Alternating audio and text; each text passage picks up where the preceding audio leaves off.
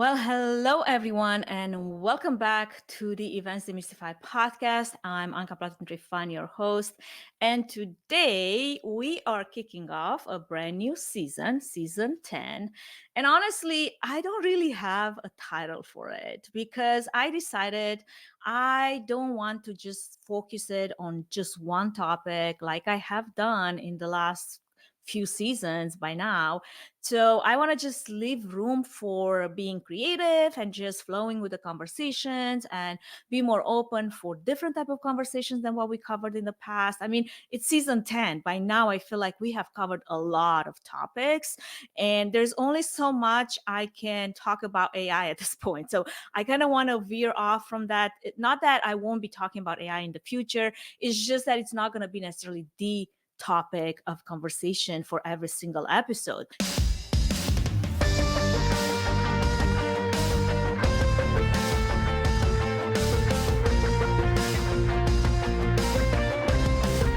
Welcome to the Events Demystified podcast, where we demystify the world of in-person, virtual, and hybrid events, AV production, and AI technology by sharing practical tips, tricks, and strategies to help your event succeed.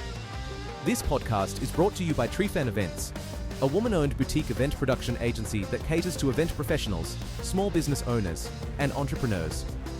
We specialize in AV and AI education, integration, automation, and implementation, all based on our Fit for Events framework, which focuses on futuristic AV production, innovative AI technology, thriving audiences, and empowering behind-the-scenes teams. And I'm your host, Anka Platon TreeFan, with over 2 decades of hands-on experience in event production, event management, and now AI technologies and cybersecurity. So today we are going to be demystifying a topic that's pretty vital for small businesses, but also for events that are looking to make a big splash in their marketing efforts. I'm very thrilled to have Nicole Jacobson with us. She is the Senior Director of Marketing and E-commerce at PC Name Tag, where she leverages over 15 years of experience to drive growth and innovation. Her career spans various industries, including healthcare, technology, events, where she's become a leading voice in strategic planning, digital marketing, and e commerce. Her work is all about creating impactful strategies and high performance teams. And today we're focusing on how small businesses can harness budget friendly marketing tactics to attract customers, boost engagement, and build loyal brand advocates.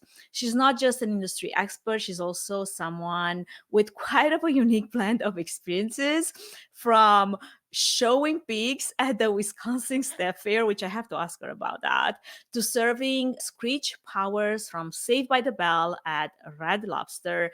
Nicole brings a touch of fun and a wealth of knowledge to the table. So if you're curious about how we can maximize marketing efforts without breaking the bank, or if you're perhaps looking for creative ways to build your brand on a budget, stick around. It is my great pleasure to bring Nicole in as we're going to discuss her top tips and strategies on how you can do just that.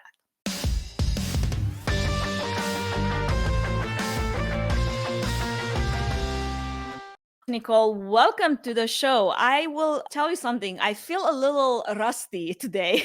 It's been a minute since I had a guest in this format because we have covered so many different topics. And the last season, it was the same co host again and again. And I feel like, man, I'm out of shape here. Like, get it together, girl. But anyway, welcome to the show. I'm excited, Anka. I'm very excited, and I'm sure we can talk about marketing all day. It's my favorite passion. I love it. Well, guess what? I'm excited that you are excited to talk about this topic because I'm quite curious and interested in it as well. So, I want to start with just a bit of a background because you have such a diverse career that really spans across several industries and decades. And before we jump in, I have to ask, I mean, what is up with that showing pigs at the Wisconsin State Fair? Let's just start with that because I feel like if we can demystify that part of your Mhm. background, then we will better understand who Nicole Jacobson is. Yes, it is a very odd thing, I would say. So I am a born and raised Midwest girl, and we had pigs within my family, not directly my parents, but aunts and uncles that raised them. And true Wisconsinites we are, it was very common to participate as a child, whether it's showing in 4-H or doing things like that. It kind of circled back around, and in college, I actually started showing pigs to help out a family. They needed someone to come in due to age brackets. And so I started participating and doing that every year. So that was me sleeping in a barn, helping muck out stalls and showing pigs. As part of it, though, it worked its way into marketing eventually. We built a website for them. I'm going to really date myself because I went to school for multimedia and it was Flash animation for this site. But that give you an idea of back when I was doing that. It was a great way for me to kind of connect with the customer, but also use the skills I was learning in college too. So, but it all kind of comes full circle. So, yeah, it's definitely a unique experience I had, but a lot of fun. And I did get a grand champion out of it. So, pretty exciting to get that ribbon. Well, I'll give you that because my family did have a mini farm and we did raise pigs, but we never showed them and neither did we get any award for it. So it did make for really good Christmas delicatessen. Yeah. Delicious taste at Christmas. Very Yeah. delicious tasting food around Christmas time, which was the reason why you would raise a pig basically in Romania at the time because you wanted to have that amazing, meal at Christmas time. So anyway, that's topic probably for another time. What I'm curious though, with all of that, what really drew you to the events industry and then to your current role at PC Name Tag? Absolutely. So I went into marketing originally, and my second job I actually found through event marketing role, and it was fantastic because it was actually in the technology space. And this was back in 2009, before live streaming was really a big thing within events, before COVID really amplified it. So I actually took on a role overseeing all their trade shows, their user conferences, and it quickly expanded into a global setting where I was traveling to Europe, working with different groups. And it was absolutely a fantastic way to connect with people. And I always loved the events industry. I find the people just amazing. Everybody is so wonderful. It's ever changing too, which I like. I like the challenge it brings. And I think even more now, I'm sure a lot of event planners can say it's even more challenging than it's ever been. I do not envy them in their roles where they've gone now, but it was a great way for me to kind of enter that space, learn a ton about it, really get my feet wet. And I stayed in that role for about 3.5 years, almost 4 years. And at that point in time, I decided I wanted to move on and kind of run a team. I really enjoy managing people, kind of growing and developing. So I needed to take a different direction just because that role didn't offer anything in that specific path. So from there, I kind of just continued my journey into healthcare. I went there for a while, manufacturing. I dabbled my toes in some startup. That was a very interesting experience. Learned a lot of how to do a lot of things with very little budget, which I know we're here today to talk about some of that. And then currently, I actually came full circle. So part of when I left the startup was an opportunity to come back to events. And it has been really cool. I've been with PC Name Tag for almost 5 years now. I started on the height of January 2020, entering COVID. Not many events to really be there or work with planners on, but we wrote it through. Perfect timing too, right? I know, right?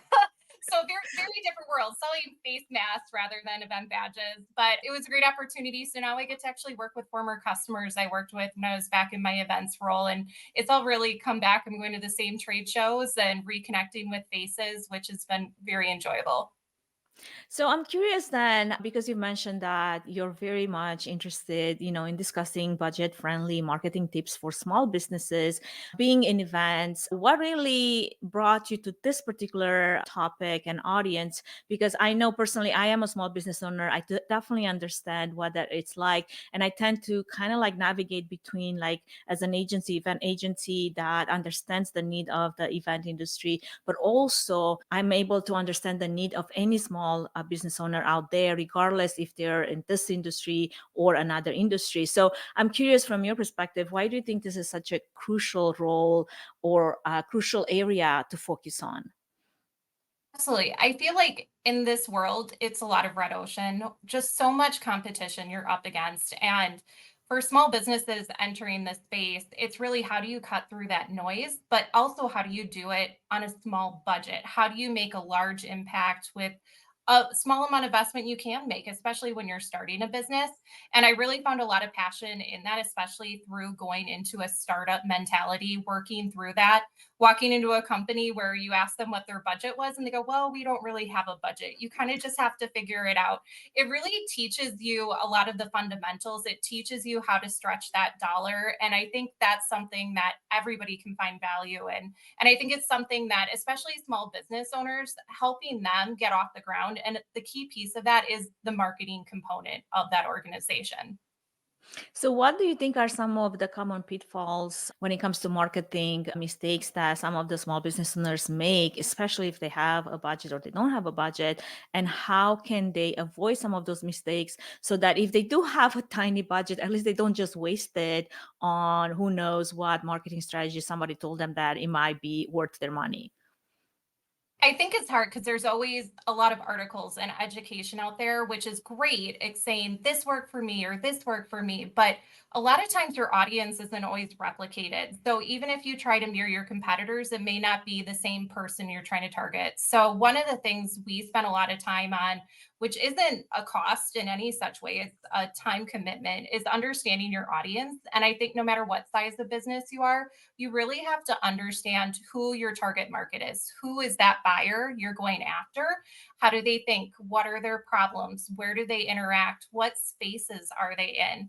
And I think that's something that can easily be missed or overlooked because you're trying to move fast, right? When you're getting a business off the ground, let's keep moving. We got to get through this. We got to keep doing things to really make sure we're making an impact. And I think that's been something that quickly is overlooked in this role. Also, I feel like with these small businesses, you can bite off more than you can chew, more or less. So what happens is there's so many things out there in the world of marketing, which is fantastic. There's so many tools to play with, so many channels to move in.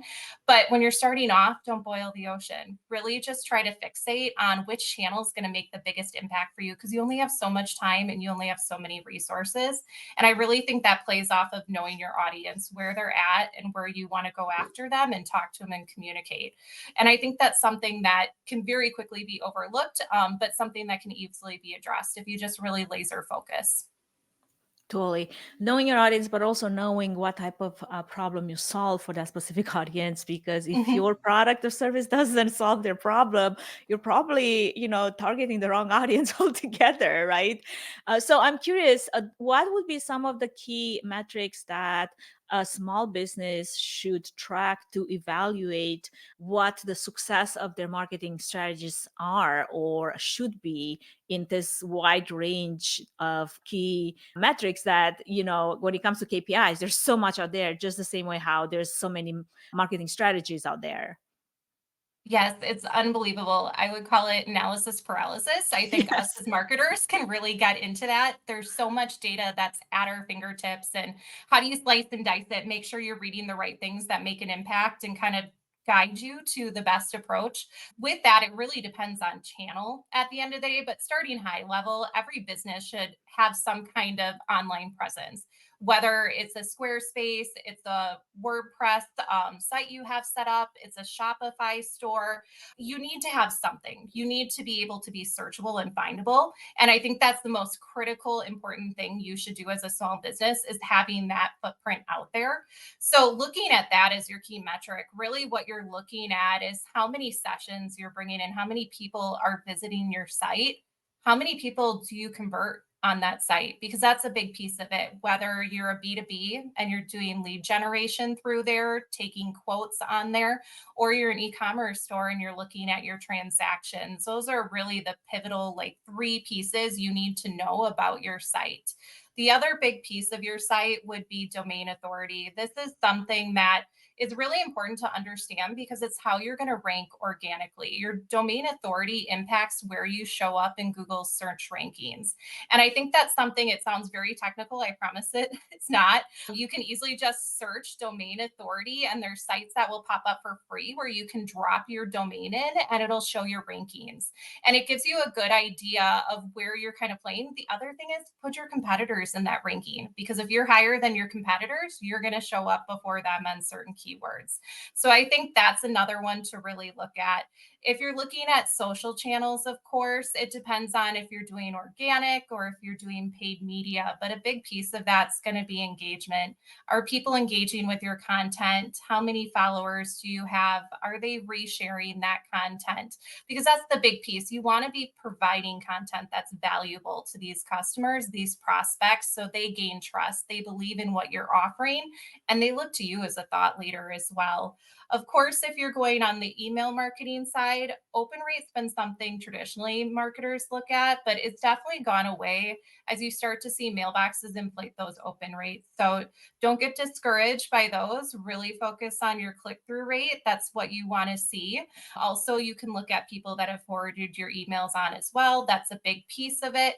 So that's another one you could really focus on. If you're looking at other channels from direct mail, which tends to be a little bit more cost prohibitive to enter as a small business, but does have some large returns if you can make that investment, those are really where you're looking at response rates. And that's something a little bit harder to track because it is a physical offline tool versus digital. You have so much more ability to track that as well. But those are just kind of some base metrics you could easily get into when you're starting to look at your different channels. Totally. And I love when now you can actually use AI. Like, for example, during one of my AI courses, I touch on marketing and I go in Google Analytics in GA4 and I would export a certain report, which basically ties into, who finds your website and how and where do they live and why do they live and what page do they engage with the most and all of those key metrics that you should pay attention to. Only most people, they're very discouraged when they look at Google Analytics and don't understand anything. All they see is like graphs, right? It's like, I don't even know what to look for. Well, guess what? Hot tip over here. If you're going to extract that data and take it to ChatGPT, for example, or Julius AI, you can demystify what those things mean and line by line decipher, okay, where should I put my money behind if I'm going to, go after domain authority, and if I should pay attention to what my competitors are doing, what more should I do with what I have?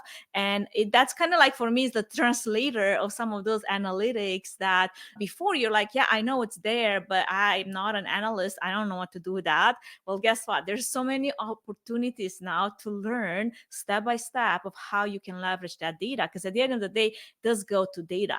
And as far as social media, I don't know. I feel like I'm a little divided on that because I love to go on social, don't get me wrong, but I don't necessarily think it has a huge return on time and investment for certain domain expertise or for certain services or for certain businesses that engage on there. It's great to give like a behind the scenes, but I don't think I would put my money on a campaign, say on Instagram, aside from just, wanting to look cool or show in somebody else's feed. Because at the end of the day, you also have to go to know sort of like, where is your lead generation coming from?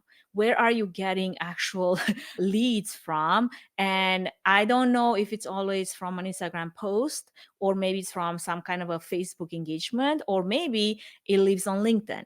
And that's something that you will have to do a bit of detective work, I feel like, as a small business owner to figure out, because then your efforts will pay off more if you just put them behind that one, whatever that might be for you. Like, I kind of gave up on threads, to be honest. It's like I was just posting so much and there's like nothing. I'm like, oh, what's the point of this? I mean, there's so much to do in this digital age. And that's where I feel like that analysis paralysis comes into very much in practice, because people that just like give up. It's like there's too much to do. I don't have enough hours in the day to take care of all this social platforms. So are there any other effective yet budget conscious marketing strategies for a small business owners that maybe has tried the social media way and has, tried to do the every post and every reel, and now Instagram throws all these challenges because they're trying to get people to be more engaged and put more content out there? Probably they figured it out that people are just getting tired, right? Is there anything else that a small business owner can take a note on and be, okay, maybe I should do that now? Okay, I think you're spot on talking about social and the return you get out of it, because that is something here, just the team at PC Name Tag, we came in put together a social media playbook. We're like, okay, we're going to work and put this content on this channel. We're going to do this type of content here. Here's the people that are here. And what we found out, we were exhausting all of our energy and felt depleted. We weren't seeing the return we wanted to. And now with pay to play on pretty much all social channels, it's very hard organically to really reap the benefits and see the return, especially when you're a small team where we are here don't have a dedicated social media person. We share it across multiple team members. And really, what we decided to do was kind of divide and conquer. So, certain people have certain profiles that they're really strong in this area or this area. But we also decided was we're going to put our true energy into one platform. And we're really going to focus on that platform where, like you said, where your customers are, because that's the piece. For you, Instagram may not be the spot, but LinkedIn is. So Yeah. what we really did was we actually did focus on Instagram. For us, it's very visual, Mm, especially with our planners. yeah. They want inspiration, they want visuals, they want to see what other people are doing and feel inspired. And what we actually found was that was a great center for us to put our energy in. So we're constantly posting multiple times a day. They're creating stories.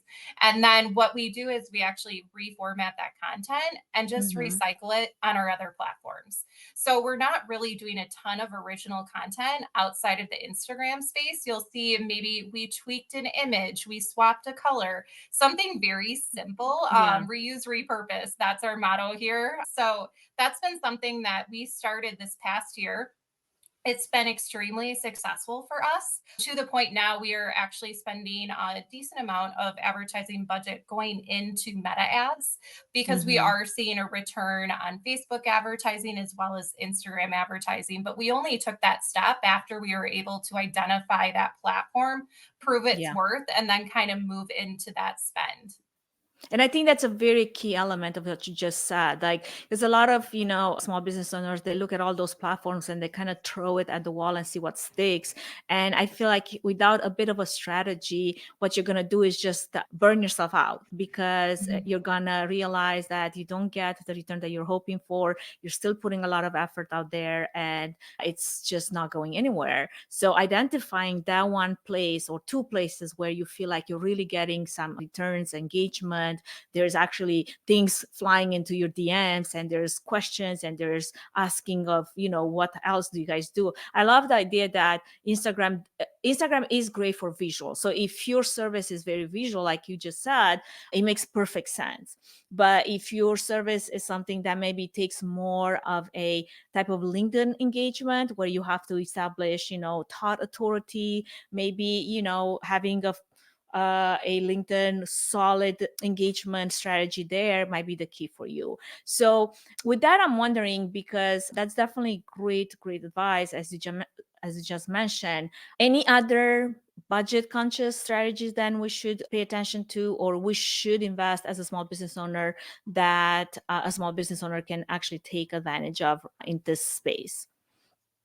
Absolutely. So, as far as like investing, if you're looking at going digital within this space, so Google Ads is one that's out there. I feel everybody thinks they should be on Google Ads. I do think it's fantastic, but I do think it requires a lot of technique and expertise within that space. So, actually, what we found was starting off in social ads was more advantageous. The platforms are easier to Hmm. understand. You don't have to have a ton of expertise to go in and learn how to set up your ad campaigns. For example, one place, the other visual element or other social platform for us would be Pinterest. And Hmm. Pinterest is really good for us for awareness and education and top of funnel and really connecting with people. And it's very interesting because while it is visual, we do find a lot of people leverage our blog posts there. So we're Mm, doing a lot of thought leadership and education through Pinterest, which is a new space for us as well. And we do interesting. a very small budget there. I mean, it's only a couple $100 a month, just whether it's boosting ones or doing dedicated ads, but it really has helped us grow our audience in that space. And that's kind of just an interesting space where originally we It thought is. I didn't it even know wouldn't it be was still practical. around. I know It is definitely for our DIY planners. That is who we find, the people who want to create and print their own items and Hmm. design, and your Etsy people. That's really who we're connecting with Those on are the there. So crafters, the crowd. The yes, crafters it crowd is is there. Got absolutely. it. Oh yes. Yep. And for us as an e-commerce side to our business, because we are e-commerce and B2B, that's really been instrumental on the e-commerce side because those are our DIY crafters coming to us that are all from Pinterest. I love it. So, if you don't have a strong social presence, what's another good starting point? Like, where should you start? I mean, knowing your audience, obviously, and knowing what your service is there any guideline or maybe any hot tips that you can give and be like, okay, here's what you could do because everybody's starting somewhere, right? Mhm. Yes, I think like you said, knowing your audience, knowing where they are, don't be afraid to ask them either. That's the one great thing I love about this industry. Our planners are sharing stuff left and right, where they go to research things, how they search things out. And don't be afraid to ask your customers. Be like, hey, talk to me about where do you typically spend your time? Where are you researching your products? Where do you Mm-hmm. go to ask questions? We're very referral driven. We're a hive mind. We look to feedback from our peers. Where are they getting it? Is that from Facebook reviews? Is that from Reddit threads you're looking at? You really can lean in and ask those questions. Nobody's going to be offended. No one's going to find that as a put off. But I think that's a great opportunity, just leaning into those customers. Also, look at your competitors, see what spaces they're in. Just a little bit of competitive intelligence can go a long way. Are your competitors just not at all on one platform but they're on maybe TikTok, but they've only posted a handful of videos? Like maybe it doesn't make sense. They tested it, it failed. So you can kind of garner some insights too from what your competitors are doing and what spaces they're also most active in. Also look at your competitors' posts, see what people are commenting on, because you also want to make sure that engagement's there. Maybe they're in the wrong space. They're posting on Facebook every single day, but nobody's actually commenting and liking it. But they ended up going over to Pinterest and they put a bunch of pins out, and oh my gosh, now they've got 500 pins on one of their posts. Okay, obviously maybe they're missing an opportunity there that you could capitalize on. And I think it's just kind of looking in. You don't always have to do what they're doing, and I would say try not to do that. Try to lead your own way, but also look at where their failures were and where their successes were, and that can also help guide it. Great, great tips. I think you're right about also TikTok, and like another platform I discovered maybe half a year or a year ago is Alignable. I don't know if you have heard of it, Mhm. but it's very much event driven in the wedding and special event spaces. So they have some large communities on there where a lot of event planners would, network together and share tips. And I found it actually quite helpful in many ways. It's interesting. TikTok, I love the visual of it. I also do use it just for entertainment, I'll be honest. It is very entertaining. I'm sure there's a space for it where you can monetize it and actually do get business referrals. I feel like a lot of the wedding planners, Mhm. they probably are way more successful there than maybe a corporate event planner. But yeah, the entertainment factor will definitely be probably top level there with TikTok, and it's fun. It's definitely fun. Also, our attention spans is just getting shorter and shorter. So Sure. probably that's part of the reason why we enjoy Mhm. those very fun slide on slide off videos, right? Mhm. I wish LinkedIn did that because they just introduced this video carousel and it's actually only annoying my mobile app instead of helping me, and I'm like, I can't even like scroll past it. It's like it's there. It's like, why are you so annoying right now? Learn from I your didn't ask. competitors. Yeah, it's like, why I didn't ask for you. It's like, who are you? Like, why are you on my feed? I don't understand. It's like, please go away. Oh. Well, Yeah, anyway. TikTok's interesting. That's an interesting space. So you're kind of saying we've been actually testing in there, and the one thing we found with that is it's more brand awareness and our voice. Hmm. So we actually do a lot of playful stuff on TikTok because you're talking about entertainment. That's Yep. where you get to see the people behind the scenes here at Hmm. PC Name Tags. So I just an love it. interesting way of approaching it, and an idea for people who are looking to kind of like have your customers connect with your brand, learn more about the people that are actually behind the product. So that's been kind of a fun way we leveraged it. And I love it. So if you choose a platform where, you're all business and you're serious and you're, establishing yourself as a thought leader and all that, that's great. But I feel like having that playfulness and the behind the scenes, it's also important because people want to work with people and they want to know the person behind the business or the person behind the brand. So don't be afraid to show that side of your business or yourself. There's so many people that are so terrified to get on a video or to get on any platform out there for the fear of embarrassing themselves. Like nobody embarrassed themselves in their entire life and they wouldn't understand what that is like. It's like I feel like that's when you make yourself more approachable. That's the human connecting with the other human that has done some blurbs and messed up somehow somewhere in their life. And I think obviously don't do that every single time, but let that also be part of some of that content, the playful content that you just mentioned. And don't be afraid to show it. If if there's ways in which you can make yourself approachable and authentic, I think there's a lot of people that want to connect with that more than they want to just connect with your straight up services page on, I don't know, your website or LinkedIn. 100%. I agree. I think, especially coming out of COVID, we crave that so much, that human interaction, regardless if we're interacting with a brand, there's still a human behind it. So it's great to see when brands lean into that and give you a taste of who they really are. And it's just a good feeling all around.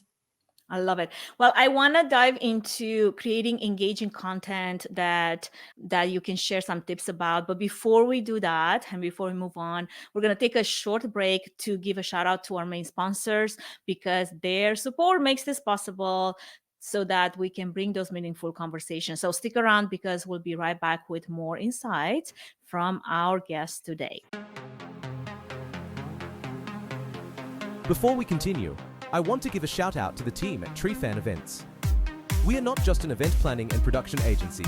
We are focused on integrating innovative AV solutions, AI strategies, and wellness-focused practices through our Fit for Events framework. Whether you're planning live, virtual, or hybrid events, the team at TreeFan Events is here to provide personalized planning, strategic design, and seamless technology management to ensure everything runs flawlessly. And now, we are offering AI-powered workshops to help you grow your business, build stronger teams, and elevate your events to the next level. If you want to learn more about how the team at TreeFan Events can help make your event unforgettable, visit treefanevents.com.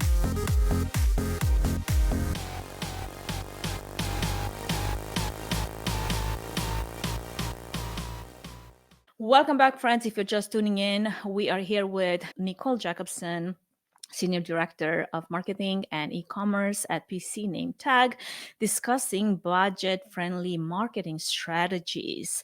All right, so we covered quite a bit in our first segment, and basically what we determined is that content is still king for marketing, but the reality is creating engaging content can be quite challenging. So I'm curious, Nicole, what are your top tips for creating marketing content that not only nurtures leads but also retains customers? Absolutely. And yes, content is still king. We can't escape that. So, as far as like content, I think it can be a very daunting subject. It feels like I have to write a 20-page white paper.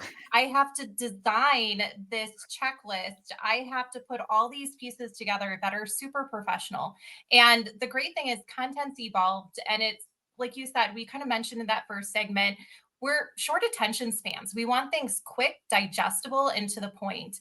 And so a big piece with content is, I think the first part is what to write about. What are people asking about? What exactly do they want to know? You don't want to put something out there that people do not have an interest in. They don't find value. I mean, that's definitely a pitfall you'll run into with that. But a big piece of that is looking for the right thing, whether it's asking your customers exactly what's going on, leaning into your customer service team on those phone calls and hearing the questions they're asking. It's being able to leverage tools to see what people are searching online. I think that's the big piece of it, is knowing where to start and putting that plan together. from there, it's really just understanding what type of content's the most well received. And one of the things we found out through the years, I mentioned those white papers, we were definitely doing them. We were creating massive white papers, putting them out there and And being like, people oh, will actually reading them. yeah, Nowadays, you're like, who's reading them anymore? exactly. Oh my gosh, I remember the days when we were talking about uploading them and putting them onto like Audible sites and ebooks and things like that. They were that long, and we're like, this is a new avenue we can move into. And it's definitely shifted where is so available. You also need to talk about what are people willing to submit their information for, and what do people expect for free too. So I think that's a big piece of it. But with content, I think being open to content being video. Content can be video on your phone. It can be at a trade show talking to a customer and you hear something really interesting they said, capture that piece of content, record it, turn it into an ebook or a guide that answers a question that's not 20 pages, that's short, and make it free if it's something that you feel like your customers can get value out of. Because that's the big piece. People no longer want to submit their entire life history just to get to that 25-page paper they're never going to read. But I think as we're going through here, Ayanka, it's video. Video is a big player in content. It's that medium you're working in. And people want to be able to listen to a podcast, be on the move, multitask. We are so busy.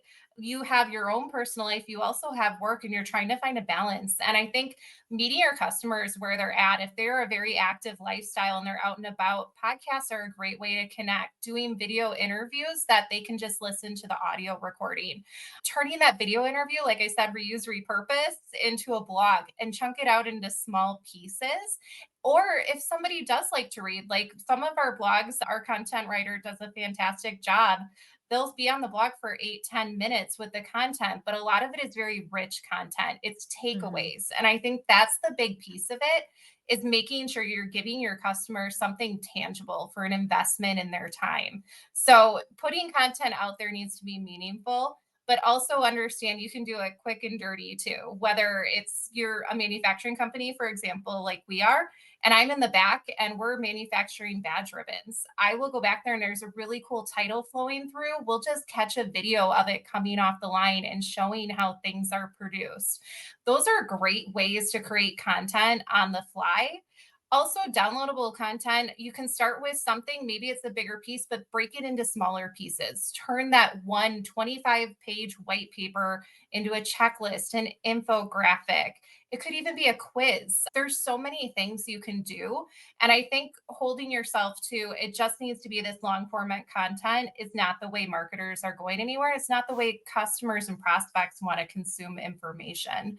But yeah, I think that's a great way to start. Don't feel like you need to have it polished, super professional. People just want to learn, absorb, and get it quickly. So, and I think that's also why we've seen a rise in things like Reddit and different places where people are going to consume their content. It's no longer going to Audible to listen to a book to learn and educate yourself. You're learning from your peers. You're learning in places like here where you're collecting education from other people within the industry that specialize in a specific space.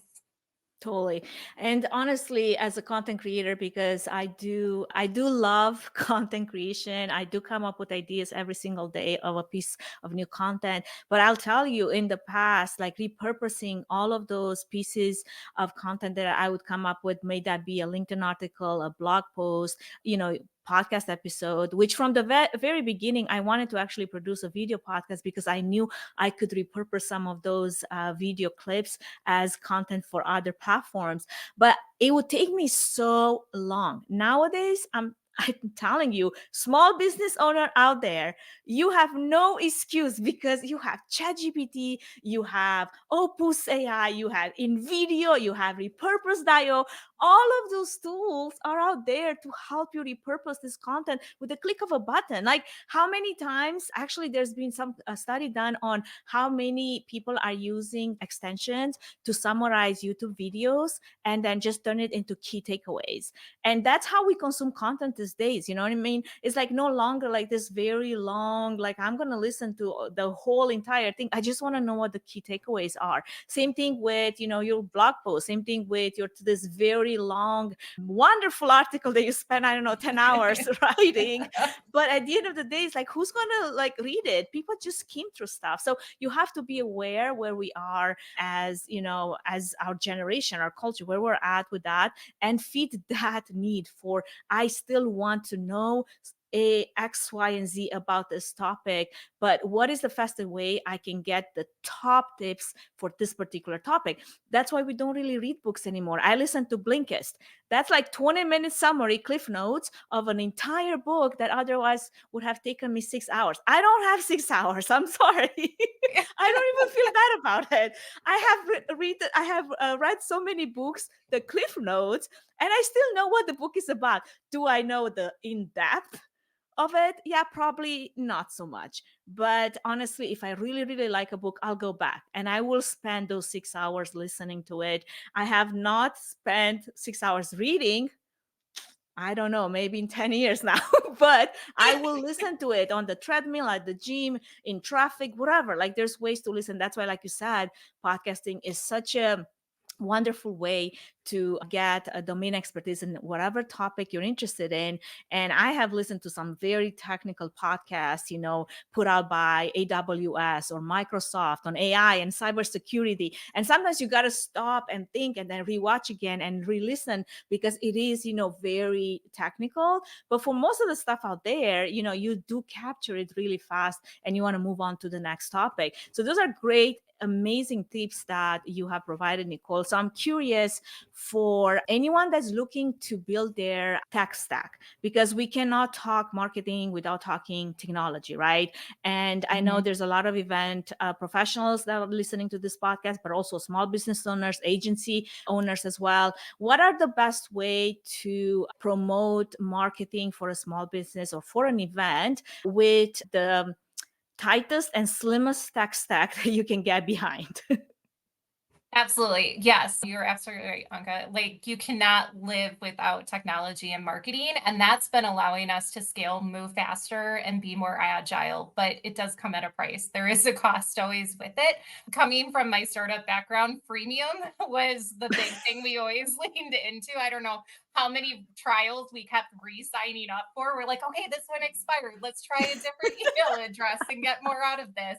But there is a lot of great tools now, these solutions where they're much more cost effective.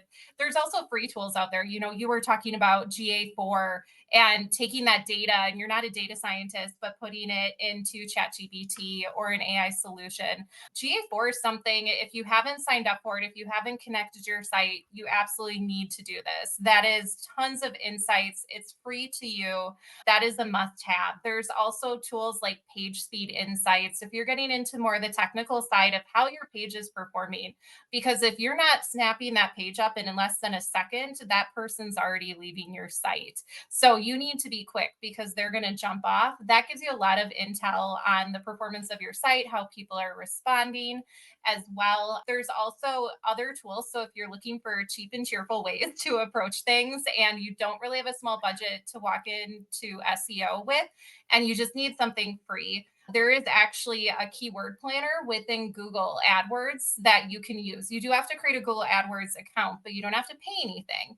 And you can actually use that to get insight on keywords, search volume. Specifically, it'll give you some initial guidance, especially if you're starting off your first website or site or event page, what you should put in there and what people are searching So for. would you And go to domain authority to see what the keywords are that you're potentially, popping up for and what your competitors are, and maybe use that as your keywords for Google Ads to create content around that? Or do you have any other strategy where you would link those two, as you mentioned a little earlier in our segment?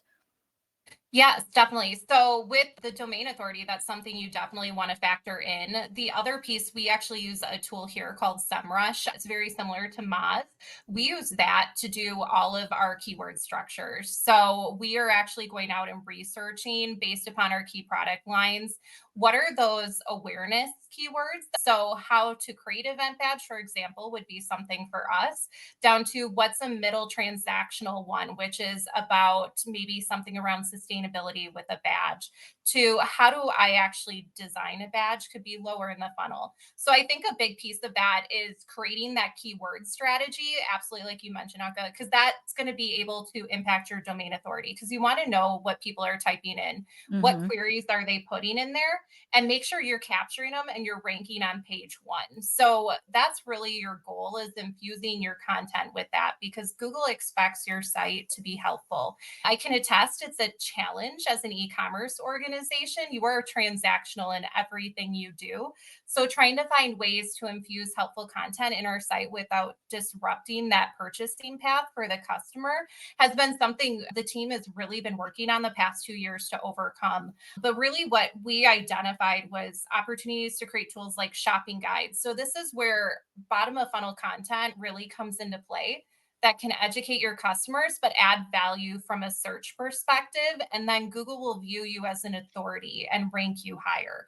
So, I think that's something really to consider too, is finding that balance between putting helpful content in, but not interrupting the journey your customers taking on your site. And that really does apply to B2B businesses, even with lead generation. At the end of the day, it's a goal with you trying to convert.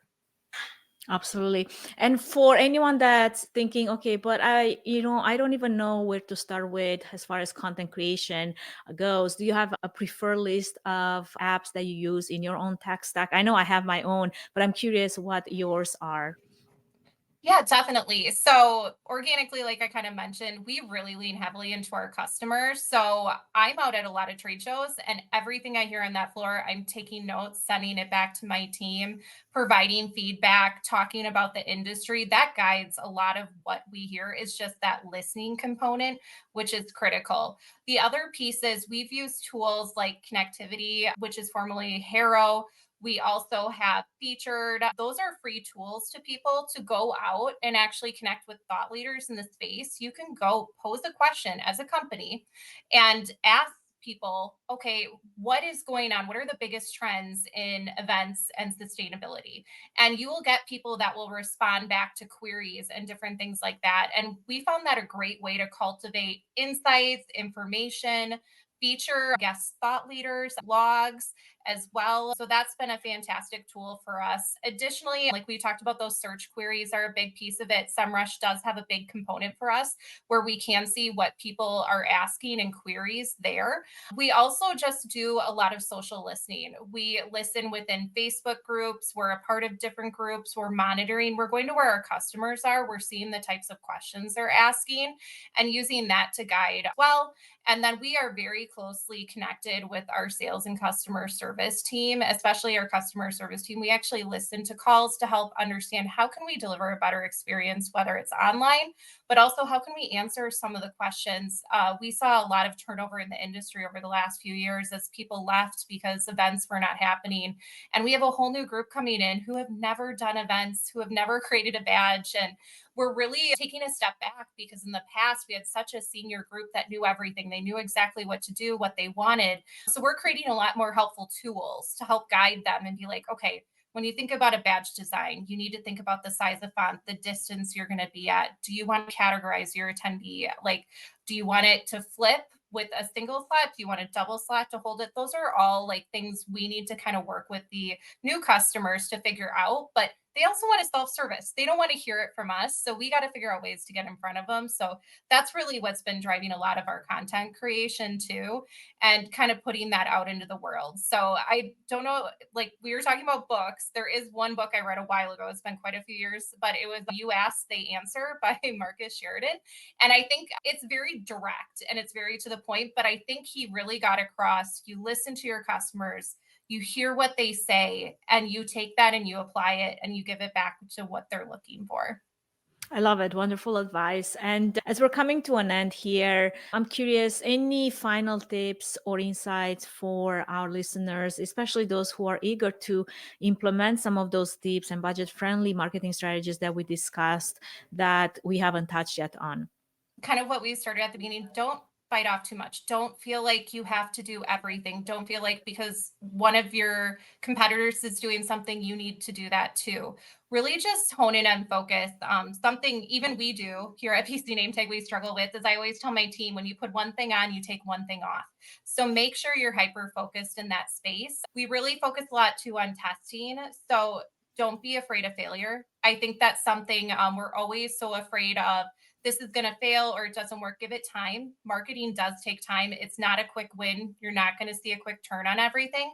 So if you step into something and in a month you feel like it's not yielding, it's probably going to take longer than that. For SEO, for example, you're talking 3 to 6 months to see the return. I like to call it the long game, but it pays the dividends in the long term. And I like to call it the free money too with SEO. So that's liquid gold in my mind. But I think those are things you really need to think about. Just make sure you just hyper focus. You focus on where your customers are, you do that research, and then you work to it. The other thing is like you're doing here, Anka, I think it's a big piece is just reaching out to people. It is such a friendly community. Marketers, event planners, even small businesses, lean into your community, look for support, like post on LinkedIn if you have a question or you're looking for recommendations. Lean into that hive mind. I always am constantly connecting with people in different companies and doing meetings with them. And I'm like, I have a problem here. Have you guys seen this? You're not alone. I guarantee it. And they may have some insight that can kind of speed up the process for you. And don't be afraid. Like, we're always all asking questions. None of us know everything. And like you also said, ChatGPT, AI is here. Don't be afraid of it. Just go in. If you are slightly nervous, go play with it. Just, it's a lot of fun. You can put your toes in, but it does speed up and help you create a lot of content quickly, queries, things like that, tools, templates. It's a good place to just kind of kick the tires around, try some new things, and then you can take content that's developed out of there, but make sure you put your spin on it, put your Yeah. voice, put your brand into it. Don't pick it up and just reuse it. Give it something different, a little sparkle. So Totally. And just be aware that maybe it might not necessarily be accurate. So if you have some domain expertise in some area or another, do use it. yes, It will agreed. serve you well. So as we wrap up here, I do have one more question for you, Nicole. It's something that it's very much close to my heart because I feel like as an industry, we put on so many wonderful events and trade shows and all types of activations, and we put out so much work, but sometimes we're not necessarily the best at being mindful of our own mental and physical state and fitness. And in order for us to be able to put on those wonderful events, we have to take care of ourselves first and foremost. So do you feel like for anyone that is in this space, in this business, that wants to maintain their creativity and their energy to put behind all of those marketing efforts, do you have any tips that you like to share? Yeah, absolutely. And you're 100% right, Anka. I don't think it is a very difficult industry. We are tasked with so many things and we're very focused and driven people and personalities, which makes it even more difficult to put down that laptop and go outside for a walk or breathe the fresh air. That is something actually I've been personally working on over the last 2 years. And so now I was saying before we jumped on this call, I went out for a quick walk with the dog and just felt like the energy infused back into me. And I think that is the biggest part about being in a creative problem solving type of role. You need to be able to rest that brain. You need to give Mhm. it time. And whether you are going out for a long walk and then you want to listen to that podcast, go do that. But at least get out and physically do it. I think a big piece of it too is being able to turn off and find places of comfort, whether it's meditation. I'm very big into Pilates and yoga. That's a big piece of my life. Figuring out a time a day too to commit to that and give yourself back that energy and that health. For me, I know something about me. I cannot work out in the evenings. I'm like, that is my power downtime, I like to call it, where I can go outside and I can garden and I can kind of just let my brain kind of relax for the day. So I tend to work out in the mornings. That's where I find it, and it kind of energizes me for the day. And I think it's just learning that about yourself. Listen to your inner self and really focus on that, because health is the most important piece, and we can't be at our best if we don't take care of ourselves. I couldn't agree more. I mean, there's something to be said about, tackling a really hard strength training, weightlifting, workout session early in the morning that will give you that type of confidence that no matter what comes your way that day, you're going to crush it because you just did, in the gym. And for me, that's a huge part of my mental and physical fitness. And I calendar block like nobody's business. Like Hmm. nobody gets in that spot. When it's my gym time, it's my gym time. And Hmm. I know that has served me so well over the last 5 years alone, where like I work out 6 hours, 6 times a week, non-negotiable. And yes, sometimes those workouts end up being in the evening because I have to get it in the day, and there's days Hmm. where they're crazy. But it has helped my creativity so much, because when I'm there, I'm in the gym, I'm under the barbell, my brain, my mind just wanders free, and whatever problem I'm trying to solve, whatever new thing, or I don't know, solution or creative thought or new idea I'm trying to come with, I promise you, it doesn't come while I'm in front of the computer. It always comes when I'm away. And that's the space where I know works for me. And you have to figure out for yourself what works for you. But it's so important. And I feel like people that think that they're giving away hours from their day by engaging in physical activities or in just getting back that movement into their lifestyle, they don't realize that it's not giving away, it's actually gaining back. You gain back so Yes. much more than not just mental clarity, but also energy, creativity, physical health. The benefits are countless. So I'm so happy that you have mentioned that, and it has, it's something that has worked for you, and I know how much has worked for me. So those are great tips for sure. Also, thank you for sharing all the other insights. So much to glean into, and I'm gonna have to cut some of the bits in snippets and put it out Yes, there to definitely. repurpose it for sure. Yeah. So I just want to thank you so much for joining us today and for sharing your insights. It's been a great pleasure having you on the podcast today. Oh, thank you so much, Anka. It was such a fun topic. I loved it. And I feel like it was just great to really share that out. And please feel free, if anyone has questions, reach out to me on LinkedIn. If you want to like ask anything, I'm here. So lead into that hive mindset. And that was going to be my last question. If anybody wants to connect with you, is LinkedIn the best place, or do you have Yes. any other places that you like to be connecting with? Yes, please reach out to me on LinkedIn. I am constantly posting there and sharing things too from my team successes we've had. That is a great spot. Either shoot me a message, just connect with me there directly. I would love to talk to you and just kind of hear your story and what you have going on. I love it. Well, with that, friends, I hope that you found Nicole's insights on budget friendly marketing strategies as valuable as I did. Her expertise in helping small businesses thrive with innovative and cost effective solutions has definitely been inspiring, and taking lots of notes myself. So be sure to connect with Nicole and explore the world of strategic marketing that she's mastering at PC Name Tag.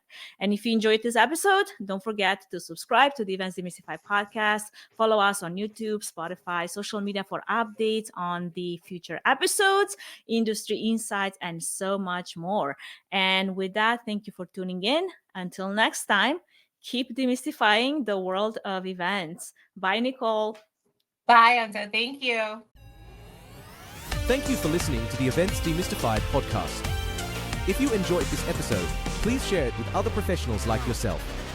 If you're interested in learning more about TreeFan events, including our future AI education talks and workshops, or to see how we can support your next event, book a free 20-minute consultation through the link in the episode notes. Don't forget to subscribe to the podcast and follow us on YouTube, Spotify, and social media for updates on future episodes, industry insights, AI news and tips, and more. And if you have any topics you'd like us to cover, feel free to reach out.